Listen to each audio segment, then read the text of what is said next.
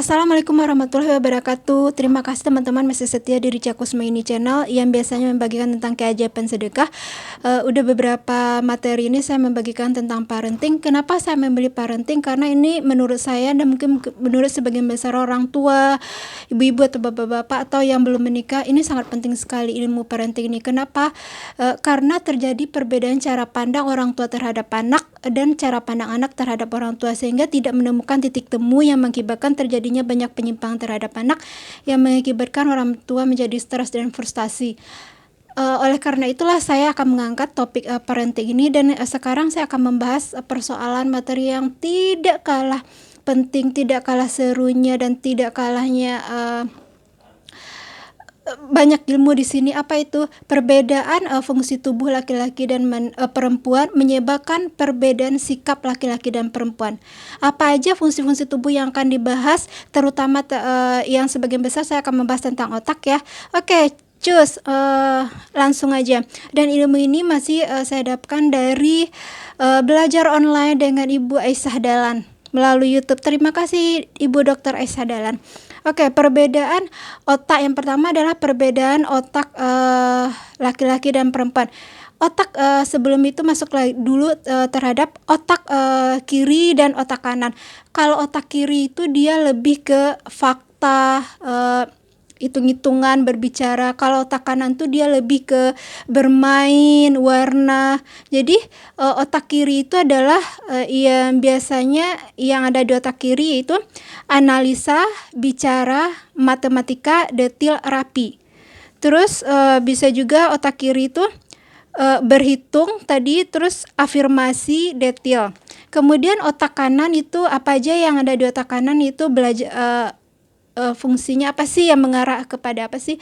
Dia otak kanan ini lebih santai, kreatif, itu tentang gambar, musik, warna, main, gerak, benda. Terus lebih visualisasi, imajinasi, intuisi, dan sintesa. Perbedaan otak kiri dan otak kanan ini menyebabkan siapa yang paling dominan menggunakan salah satu atau kedua otak ini menyebabkan perbedaan perilakunya. Kalau pada laki-laki, anak laki-laki dia berusia dari 0 sampai 18 tahun itu lebih dominan kerja otaknya adalah otak kanan. Lebih cepat berkembang kerja otaknya adalah otak kanan. Di atas 18 tahun, 20 tahun gitu, kerja otak kanan perkembangan otak kanan dan otak kirinya udah seimbang. Makanya laki-laki itu dia terlihat lebih cool, lebih bijaksana, lebih seperti pemimpin. Itu dia pada saat sebagai mahasiswa atau berusia 20 tahun ke atas. Kenapa? Karena pada saat ada periode yang dibagi oleh Ibu Aisyah berdasarkan ilmu yang beliau dapat, perbedaan otak itu dari 0 sampai 6 tahun, 6 tahun sampai 12 tahun, 12 tahun sampai 18 tahun, dan 3 periode itu otak kiri laki-laki itu perkembangannya di bawah otak kanan laki-laki. Sedangkan untuk anak perempuan, anak perempuan, bayi perempuan maupun perempuan, dari 0 sampai 18 tahun itu dia perkembangan otak kiri dan otak kanannya seimbang. Tapi otak kanan dan kiri perempuan itu walaupun seimbang perkembangannya, perkembangan otak kanan perempuan itu lebih lambat dibandingkan perkembangan otak laki-laki. Dan ini di bawah 18 tahun ya laki-lakinya, dan perkembangan otak kiri laki-laki lebih lambat dibandingin perempuan. Jadi ibaratnya kalau yang di bawah 18 tahun ya, laki-lakinya otak kanannya segini, terus perempuan di tengah nih, kanan kirinya seimbang, terus di bawah sini otak kiri laki-laki. Jadi seperti itulah sistem kerjanya ya. Makanya laki-laki itu dia lebih dominan ke otak kanan, lebih dominan ke benda, otak benda lebih dominan bermain. Jadi kalau anak laki-laki mau inilah perbedaan cara belajar anak laki-laki dan perempuan. Kalau anak laki-laki 0 sampai 6 tahun itu dia akan sulit sekali untuk belajar analisa, bicara, matematikanya dan berhitungnya. Karena perkembangan otaknya itu masih jauh banget kanan dan kiri. Sedangkan perempuan kan di anak perempuan udah seimbang tuh. Makanya kalau anak perempuan umur 2 tahun, 3 tahun dia udah bisa mengemukakan pendapatnya. Mama, saya mau pakai baju pink, warna sepatu saya pink, topi saya pink. Kenapa topi saya harus pink? Karena baju saya pink. Kalau laki-laki enggak, anak laki-laki 6 tahun ke bawah dia disuruh pakai baju biru, merah, dia pakai aja. Kenapa? Karena otak kirinya itu perkembangannya masih jauh lambat dibandingkan otak kanan. Sedangkan adalah anak laki-laki itu lebih cenderung bermain, pokoknya yang kelihatan bermain game, bermain mobil-mobilan, bermain lari-larian, olahraga gitu. Menurut anak laki-laki dia bermain itu adalah belajar. Jadi kalau kita mengajarkan anak perempuan misalnya belajar mengeja itu ya, ini Budi, ini Nana, ini bola. Kalau anak perempuan bisa nih bo, lah bola. Dia dalam imajinasinya tuh bisa tuh dia bola. Terus kalau dia disuruh duduk, dia bisa tuh duduk anteng. Tapi kalau anak laki-laki nggak bisa disuruh anteng, duduk anteng lama-lama tuh dia nggak bisa. Terus dia kalau diajarkan bo, lah bola, dia nggak bakalan menangkap dia anak laki-laki. Kenapa? Karena otak analisanya tadi belum jalan ya, belum berkembang jauh sebagaimana otak kanannya. Jadi kalau mau diajarin anak laki-laki itu belajar adalah bola, dilihatkan nih gambarnya, bentuknya, ditulis huruf bola itu ditempelin ke bola. Begitu kalau Ibu Aisyah dia ngajarin anaknya. Kalau meja dia nggak bisa J aja nggak bisa meja. Dia tulisan meja itu ditempel di meja, bahkan untuk panggil ibu aja di dada Ibu Aisyah sama di punggungnya ditulis ibu seharian tuh. Jadi seharian tuh dia udah paham ayah, ditulis tuh di ayah, kursi, jadi langsung ke bendanya karena otaknya tadi kan otak benda gitu kan. Itu kalau perempuan mah dia analisanya udah jalan karena otak kiri otak kanannya tuh udah kerjanya seimbang. Menurut anak laki-laki dia bermain itu adalah belajar itu dia bermain. Jadi kalau dia main mobil-mobilan tuh bermain, jadi berhitung gitu dia harus sambil bermain gitu. Oke. Sebalik terus ini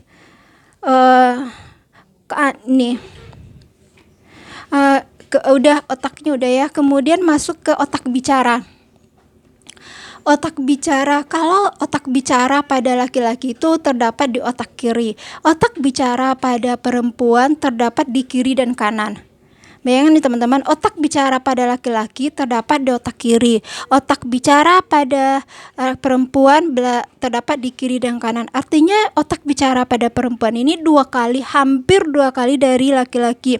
Yang menyebabkan adalah perempuan ini lebih banyak, hampir 2 kali lipat bicara dari laki-laki. Menurut data yang dibagikan adalah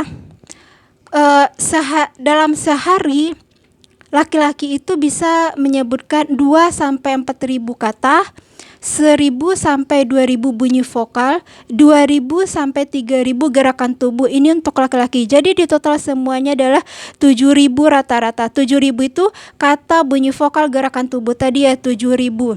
Kalau yang pendiam adalah 5.000. Kalau yang paling senang bicara itu 9.000. Sedangkan perempuan untuk katanya adalah 6.000 sampai 8.000. Untuk bunyi vokalnya 2.000 sampai 3.000. Sedangkan untuk gerakan tubuhnya 8.000 sampai 10.000. Totalnya adalah 20.000 kata-kata. Yang tadi kata-kata bunyi vokal gerakan tubuh ya, di ini aja dalam bentuk 20.000 kata-kata. Paling pendiam tuh perempuan bicaranya 16.000 kata-kata. Kalau maksimal yang paling cewek tuh 24.000. Perbedaan adalah kalau yang rata-rata perempuan 16.000, sedangkan laki-laki adalah 7.000. Makanya perempuan tuh lebih sering bicara. Kalau perempuan yang harusnya bicara rata-rata dia 20.000, minimal dia bicara 16.000 kata gitu. Kalau dia tidak tersampaikan bicaranya, maka dia akan tidurnya akan susah, tidurnya tidak nyenyak. Jadi ibu-ibu, mbak-mbak, siapa saja di sini yang perempuan, dengan informasi yang dapat ini jangan bilang, oh ya karena itu perempuan saya perempuan jadi saya harus bicara banyak, minimal 20.000 kata per hari. Jadi kalau kalau saya bicara tuh wajar karena tadi 20.000 kata per hari. Ngambilnya bukan ke sana, bukan bicaranya. Gunakan 20.000 kata itu untuk apa? Untuk mendekatkan diri pada Allah, itu baca istighfar, salawat, itu selain kita dapat pahala, energinya positif menyebar ke seluruh tubuh, dan tidurnya juga nyenyak. Kenapa? Kata-katanya tadi tersampaikan ya. Jadi gunakan kata-kata itu bukan bentuk ngobrol-ngobrolan santai gitu aja. Gunakan untuk baca istighfar, salawat, gunakan untuk beribadah. Makanya untuk pekerjaan yang dominan bicara itu biasanya lebih banyak perempuan, seperti apa? Guru, tim medis gitu ya. Terus nah, jadi jangan salahkan juga kalau perempuan itu bicaranya banyak ya, bapak-bapak dan bapak-bapak terutama. Kemudian gini, setelah itu masuk ke, kemarin saya udah membahas juga ini hipotalamus. Hipotalamus itu letaknya di otak sini, nyebar nih di otak. Kalau laki-laki lebarnya itu adalah 2,5 kali dari 2,5 kali lebarnya dari hipotalamus perempuan. Apa fungsi hipotalamus laki-laki? Itu adalah dia sebagai pusat keamanan. Keamanan di sini yaitu keamanan ekonomi dan jiwa. Terus pusat lapar dan haus, pusat tidur, dan pusat seks. Oke, masuk pertama keamanan ekonomi dan jiwa.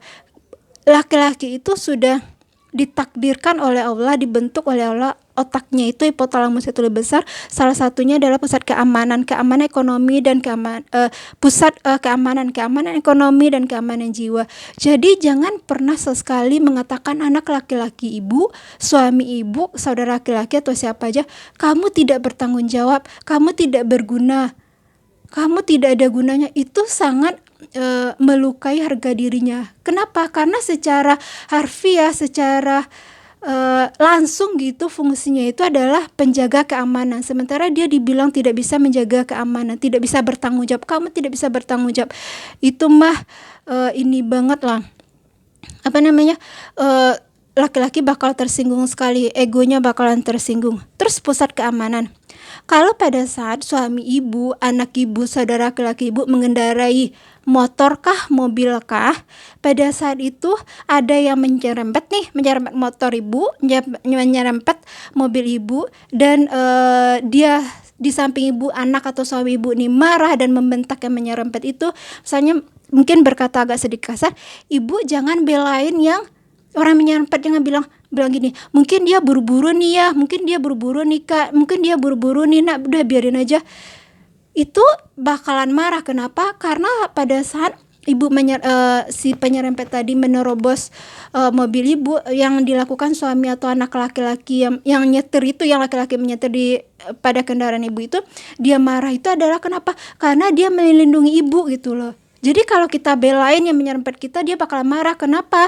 Karena suami kita atau anak kita ini marah kepada penyerempet itu karena untuk melindungi kita, sementara kita melindungi penyerempet itu. Jadi kalau mau diam aja atau baca astagfirullah, jangan suruh juga bilang ini, ayo pak baca astagfirullah, ya baca astagfirullah, udah nak kamu istighfar. Yang ada dia juga marah juga, kata Ibu Aisyah. Yang dilakukan adalah diam atau ibunya yang beristighfar. Lama-lama juga di sebelah bapak atau anak itu beristighfar juga.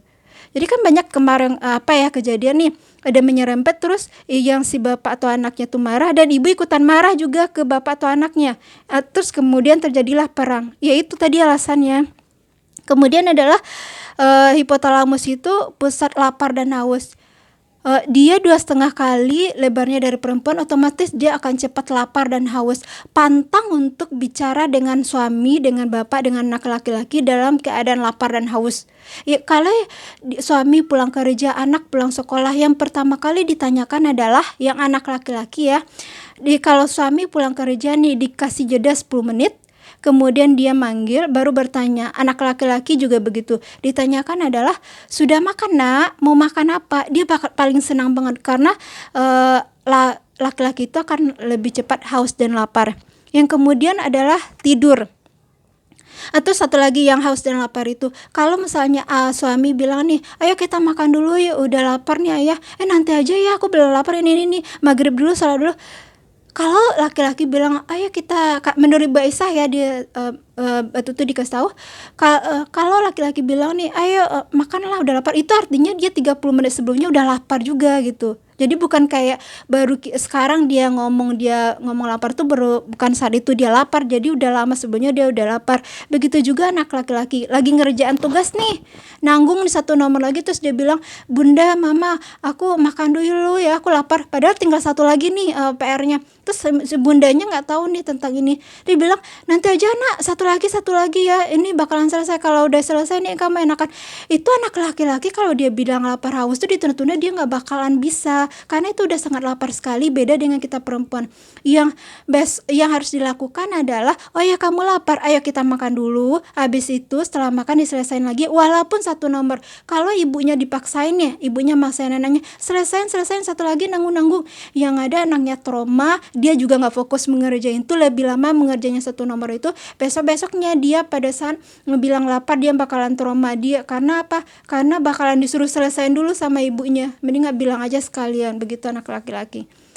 Udah mulai paham ya. Terus tidur, laki-laki itu juga lebih mudah tidur, karena yang hipotalamusnya 2,5 kali dari perempuan tuh dia lebih mudah tidur, lebih cepat tidur, lebih mudah tidur dibandingin perempuan ya. Misalnya suami pulang terus dia langsung tidur, atau anak nih pulang sekolah terus kemudian dia tidur, apalagi malam-malam ya. Kenapa? Karena yang hipotalamus tadi ya, yang menyebabkan dia mudah tidur. Habis itu adalah selain itu ya, dia menyebabkan mudah tidur itu. Jadi pada saat suami ketiduran jangan marah-marah juga, kok baru pulang ini udah tidur, karena tadi pusat tidur itu. Terus satu lagi nih, pada saat nih laki-laki tidur, aliran listrik di dalam tubuhnya itu 90% off, mati. Kalau perempuan tidur 70% alirannya on, nyala. Yang mana kalau pada saat ini ibu-ibu tidur kan, dengar suara anak nangis, bayi nangis, kebangun, dengar anak ngetok pintu, kebangun. Terus lagi tidur nih kelayangan, oh ya jangan-jangan ada perasaan nih, cek keadaan anak lu demam apa enggak, bisa loh sambil tidur bangun dulu gitu. Kalau bapak-bapak enggak, nah misalnya dengar suara nangis, yang dibangun nih istrinya, nangis anak tuh. Kenapa? Karena istri itu 70%, walaupun saat tidur 70% listrik dalam tubuhnya on, nyala. Jadi dia standby tuh bangun di dalam rumah. Ya, tingkat keamanan, penjaga keamanan di dalam rumah nih. Kalau laki-laki dia 90% off. Jadi kalau dia tidur tuh bener tidur, semuanya tuh hampir mati listriknya. Jadi dia nggak dengar apa-apa gitu. Kadang-kadang itu yang banyak jadi perdebatan suami istri ya. Sekarang udah tahu tuh nih, misalnya anaknya sakit nih malam-malam, diketok-ketok nih, bu yang jangan bangun istrinya, yang suaminya, papa bangun, ya tidur lagi, karena fungsi yang 70% dan 90% tadi ya bapak-bapak dan ibu-ibu. Dan selanjutnya adalah seks. Ya, seks ini kalau laki-laki yang sudah menikah dia lebih gede seksnya dari perempuan ya. Yang udah menikah udah tahu aja, saya nggak perlu jelasin. Hipotalamus sudah. Yang selanjutnya adalah corpus callosum. Corpus callosum ini adalah tebal di belakang sini nih, tembus ke dalamnya, tebal. Corpus callosum laki-laki itu lebih tipis dibanding perempuan. Jadi kalau corpus callosum perempuan itu 30% lebih tebal dari laki-laki. Corpus callosum perempuan lebih tebal 30% dibanding laki-laki. Yang fungsinya apa? Perempuan itu bisa melakukan banyak pekerjaan yang tidak berhubungan dalam satu waktu. Jadi istilahnya multitasking. Contohnya ini apa nih? Contohnya nih ya, ibu lagi gendong anak nih, terus masak, aduk-aduk gulai, terus nerima telepon sambil makan, bisa loh, bisa. Tapi kalau laki-laki enggak. Jadi ibu kalau corpus callosumnya tebal, wanita itu 30% lebih tebal dari laki-laki, dia bisa melakukan banyak pekerjaan yang tidak berhubungan dalam satu waktu. Karena corpus callosum laki-laki itu tipis, mengakibatkan gini, Dia hanya bisa melakukan satu pekerjaan yang ada di depannya, fokus, dan setelah 10 menit tingkat pendengarannya menurun. Jadi misalnya gini, suami ibu baru datang atau dia udah datang ya, terus dia duduk di mejanya, di kursinya, terus main laptop atau main game atau main ngerjain tugas di mejanya. Itu setelah 10 menit dia bisa fokus dalam 0 sampai 10 menit. Setelah 10 menit fokus, tingkat pendengarannya menurun. Akibatnya adalah pada saat ibu manggil-manggil itu suami nggak bakalan dengar. Pak, pak, pak. Udah panggilan ketiga nggak dengar, pada panggilan keempat, pak. Kayak suara menggelegar itu, suami ibu melihat ke samping ibu, yang ada ibu udah tampang ibu udah jutek, udah marah. Itu dalam hati suami ibu ini, kenapa istri gue manggil gue teriak-teriak sambil marah gitu ya. Itu yang banyak terjadi curhatan suami-suami dan anak-anak kepada Ibu Aisyah Dahlan. Dia kan konselor juga ya untuk rumah tangga, untuk parenting ini, selain dari penyembuhan narkotika ya. Nah, terus dibilang ini, begitu juga anak nih. Kalau anak laki-laki dia lagi main game, nonton TV, setelah 10 menit dia tuh pendengarannya menurun, tapi dia fokus terhadap pekerjaannya tuh. Lagi mengerjakan tugas PR, kalau ibu manggil nih misalnya namanya Budi, Budi, Budi, nggak dengar Budi. Yang ada anak ibu melihat ke ibu, tampangnya ibu marah, kelihatan marah, terus yang di pikirannya tuh aneh, kenapa mak saya manggil saya teriak-teriak dan marah gitu loh.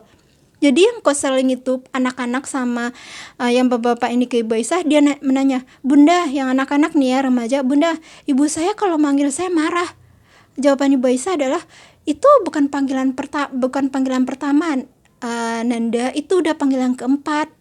Jadi yang didengar anak tuh panggilan pertama, karena fokusnya tadi kan, konsentrasinya.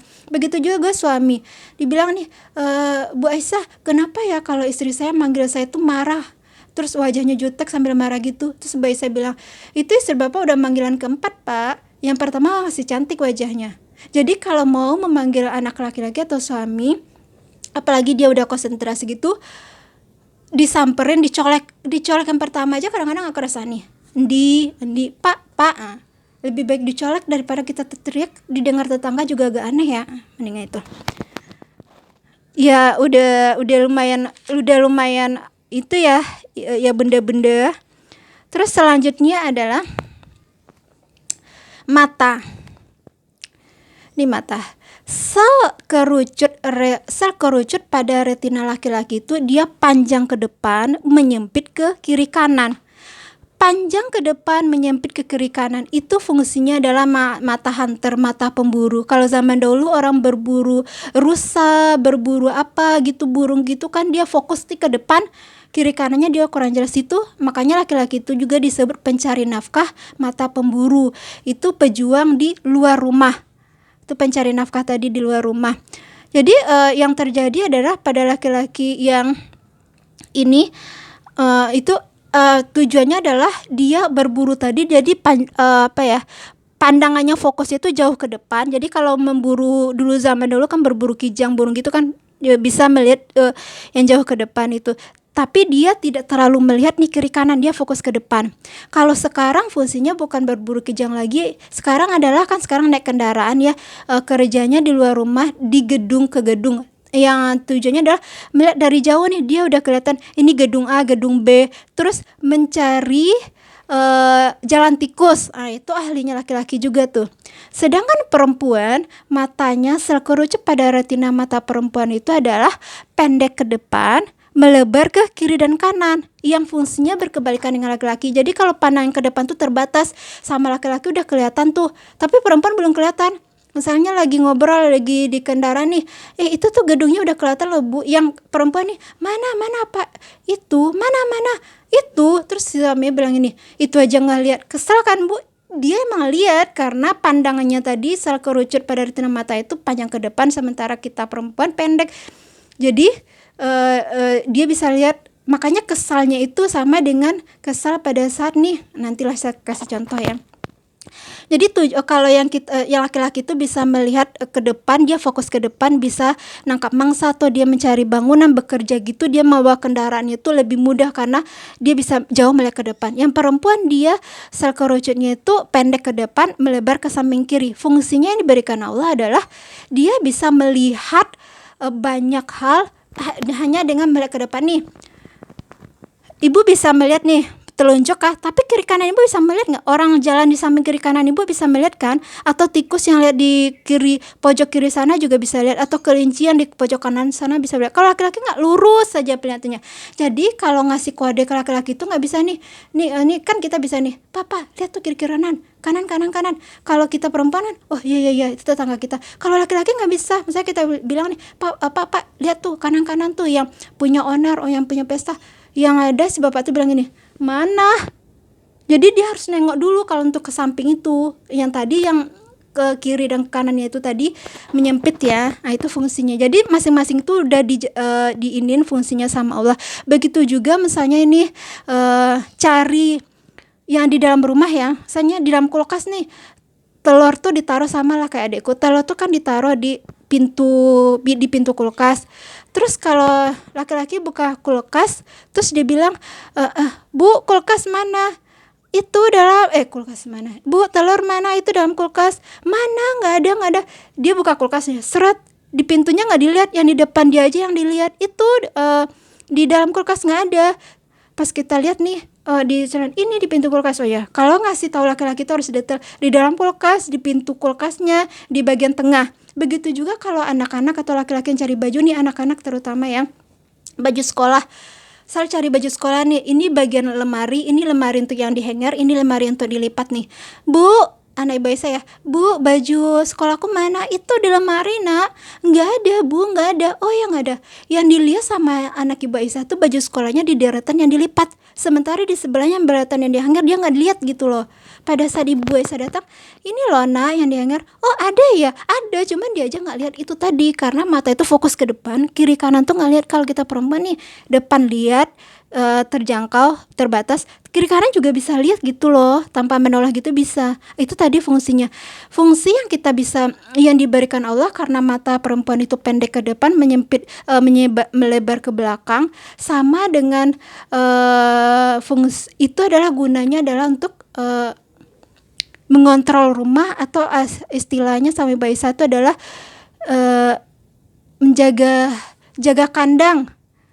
Terus satu lagi adalah yang corpus callosum tadi, hipotalamus tadi, yang kita lebih tebal dibanding laki-laki. Terus kita bisa melakukan banyak pekerjaan di dalam rumah, yaitu banyak pekerjaan dalam rumah. Kalau laki-laki kan mengerjakan satu pekerjaan di depannya dia aja ya, fokus, habis itu pendengarannya menurun. Itu tujuannya kita bisa melakukan tebal tadi, melakukan banyak pekerjaan di dalam rumah dalam satu waktu yang tidak berhubungan. Itu tadi untuk menjaga sarang, istilah penjaga sarang. Jadi perempuan itu menjaga rumah, laki-laki mencari nafkah. Bukan 24 juga, bukan saya menyarankan semua perempuan harus di dalam rumah terus 24 jam, enggak. Jadi istilah fitrahnya itu adalah yang diberikan oleh Allah tuh, laki-laki tujuan utamanya itu mencari nafkah tuh, tujuan utama mencari nafkah tuh adalah tugas laki-laki gitu loh. Kalau perempuan tuh lebih ke jaga sarang itu adalah menyiapkan makanan, beres-beres dalam rumah, merapikan rumah, misalnya bekerja dari dalam rumah, lebih terampil gitu. Kenapa? Kalau di luar rumah kan kita jarak pandangan kita pendek gitu loh. Terus kita bicaranya tuh banyak kan, kosakata yang diucapkan tuh 20.000 rata-rata, sementara laki-laki cuman 7.000. Jadi bayanglah orang kerja lebih banyak ngobrol gitu. Walaupun enggak semua yang di kantor saya bilang banyak ngobrol, tapi fitrahnya seperti itu. Jadi lebih simpulkan sendirilah ibu-ibu ya. Terus satu lagi gini, ada yang namanya mommy ini ada namanya adalah mommy brain. Mommy brain ini adalah mommy brain atau momnesia, adalah istilah untuk kondisi lupa pada ibu yang baru melahirkan. Ini juga yang kemarin diucapkan oleh Nikita Willy pada podcastnya Denny Sumargo.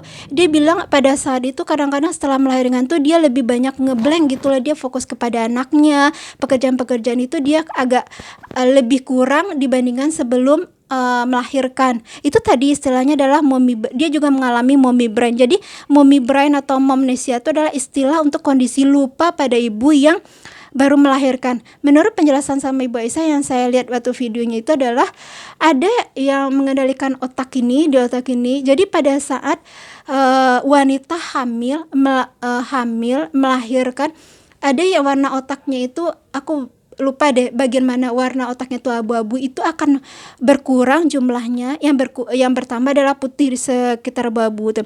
Jadi yang abu-abu itu fungsinya adalah untuk mengontrol emosi, untuk kerja otot, untuk melatih fisik atau apalah untuk berhubungan dengan kerja. Jadi pada saat dia hamil, melahirkan, menyusui itu jauh berkurangnya, berganti dengan yang putih tadi yang banyak, itu fungsinya adalah empati dan simpati kepada anak. Jadi Allah tuh udah menakdirkan pada saat wanita hamil, melahirkan, menyusui, dia dinyatakan tuh lebih fokus kepada anaknya loh, di banyaknya hormon simpati dan empati kepada anaknya. Emang lebih ditugaskan untuk menyusui anaknya, makanya ada bunyi Al-Quran ya, susuilah anakmu 2 tahun gitu loh. Jadi lebih kata Allah, fokus aja dulu deh menyusui anak, mengurus anak, pekerjaan tuh nanti aja. Karena setelah 2 tahun yang otak abu-abu tadi yang mengontrol emosi, yang kerja otot, yang fisik itu lebih baik, tadi tuh sebelum hamil itu belum kembali setelah 2 tahun, dibayangin. Jadi kata Nikita Willy kan, nih lagi ngobrol aja nih aku beberapa kali hang, ya itu tadi yang mommy brain tadi, istilah lupa pada kondisi ibu yang baru melahirkan. Wajar karena emang diturunkan sama Allah kan, yang otak yang biru, yang abu-abu itu lebih sedikit jumlahnya. Yang abu-abu tadi kan mengontrol emosi, fisik, otot, kerja tadi aku lupa aja.